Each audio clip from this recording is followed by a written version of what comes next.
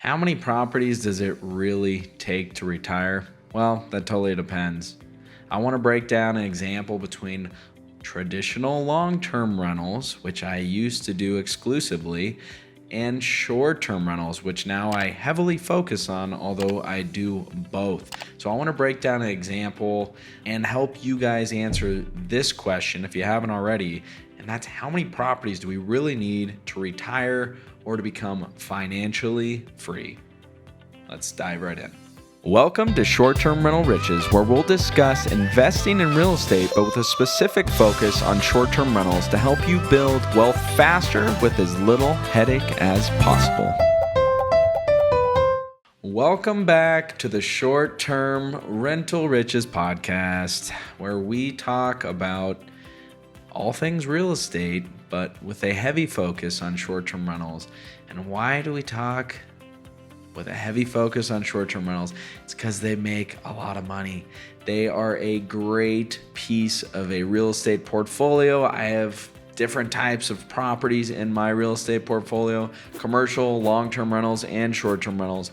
But short-term rentals helped me become financially free much faster than I ever could have with long-term rentals.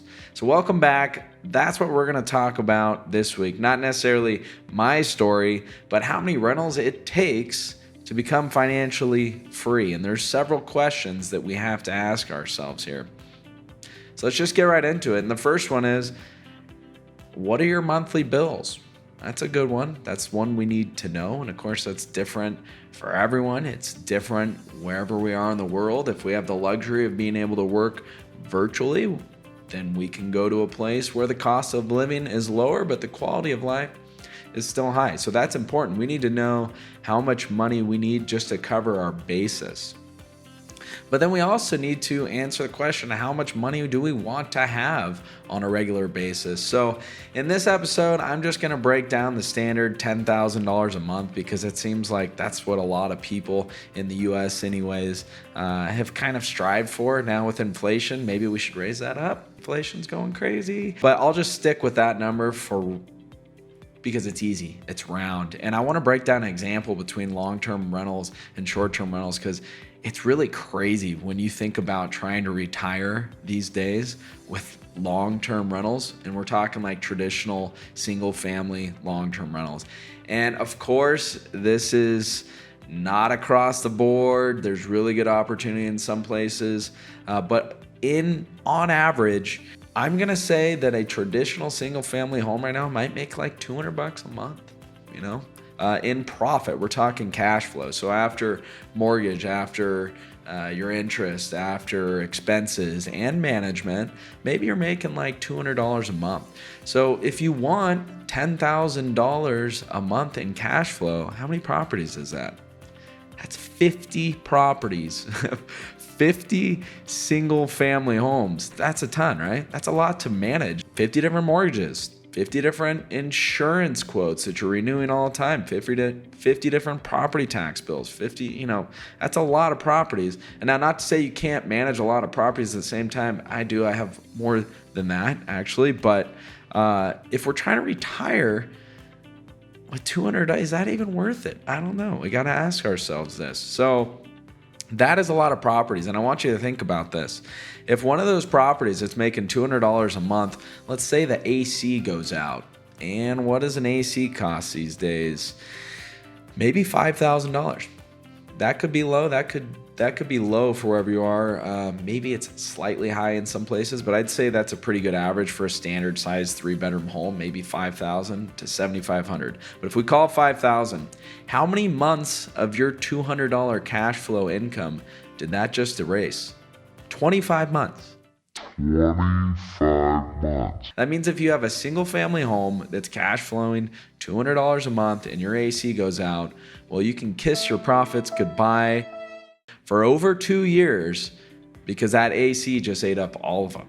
And that's if you have no other maintenance issues along the way. So we can see how this becomes really difficult now to have enough income from these I'm talking traditional, like turnkey single family rentals. Now, these are also not fully occupied all the time. Now you might say short-term rentals aren't either, Unlike a long-term rental where we may have a tenant that moves out, maybe after 2 years, maybe after 3 years, we're very likely going to have to paint that property again. There's probably going to be lots of holes where the shelving is, and maybe there's some damage in some places. Maybe you have to redo the flooring. And let's just say that costs $3,000. Well, that's another 15 months of cash flow that property's not gonna give back. So it takes a heck of a lot of single family rentals these days that aren't making a lot of monthly cash flow. Now, what do I mean when I say retire? I mean financially free, because retirement, we don't want to just do nothing for the rest of our lives, right? If we're working our butts off at something, then yeah, maybe a break where we're not really doing anything for a few months or 6 months or even a year. But the longer it goes, if you're not really doing anything and you don't have a purpose, well, you're not going to be super happy. And so I think a better way to look at retirement or financial freedom is, instead of calling it retirement, I heard someone say rewirement. It's what do we really want to do? What are we passionate about? And that's what financial freedom gives us the ability to do. So those are a couple examples with single family homes. Remember that $10,000 a month mark in cash flow? That's 50 single family homes if they're only doing $200 a month in cash flow. Now you may say, yeah, Tim, but if I have 50 single family homes, the market's going crazy, they're appreciating, and I'm going to be rich because of all the appreciation. Well, yes, you might be able to pull out some of that money and be rich or feel rich for a while, but at the end of the day, it's the cash flow that allows us to live comfortably.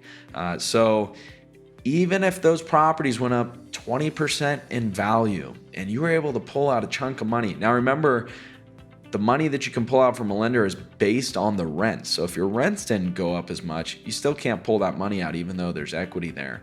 But once that money's out, you're still stuck with that low monthly cash flow. And if you raised your loan on the property to take out more cash, well, then your cash flow is going to go even further down. So yes, that can buy you time, but at the end of the day, we're looking for cash flow, right? So, all right, now the fun part.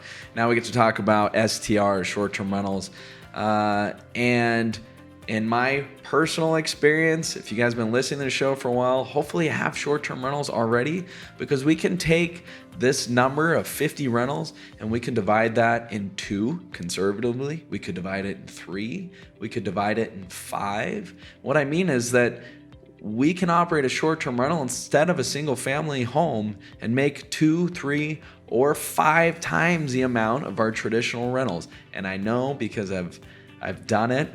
Lots of, I've been doing it for years. And in fact, that this podcast episode, it kind of got triggered because I just did a live event where we saw a bunch of my properties. And it always reminds me that, everyone's at different stages in this journey. And the live events are a lot of fun because we get to see everyone in those stages. So it's just really exciting. I'm really excited about the short-term rental industry still going forward. I mean, I'm more excited now than I was when I got started because the world has changed. People are living more mobile than ever.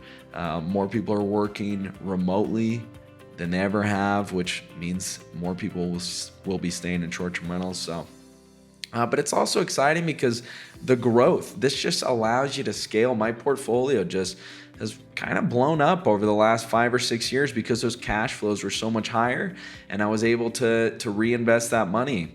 And now if we just one more thing, if we go back to that appreciation example, having 50 homes and pulling money out, well, we can still do that with short-term rentals. So we don't have the giant vacancies. We can still get the appreciation. We can get much higher cash flow. And if we have these giant AC systems that go out, or a crack in the foundation or something like that, well, we can get higher cash flow back to recoup those expenses. So I think the opportunity is incredible with short-term rentals. Not to mention, if you are a U.S. citizen, which most of our listeners are, I think we have the best opportunity in the world. I own property in 2 other countries outside of the U.S. We can't get financing as foreigners in other countries. It's very difficult, I should say. So we have the lowest interest rates in history, and the US gives us the ability to borrow and leverage these deals for 30 years fixed. That is incredible. So we have an amazing opportunity here in the US. So hopefully you have a number in mind, and if you get into the short-term rental industry, if you're not already in it, I think you're going to find that you can hit that financial freedom mark much faster than you ever thought possible. So a little more insight into short-term rentals. Hopefully you guys are doing well out there. And until next time, have a wonderful day.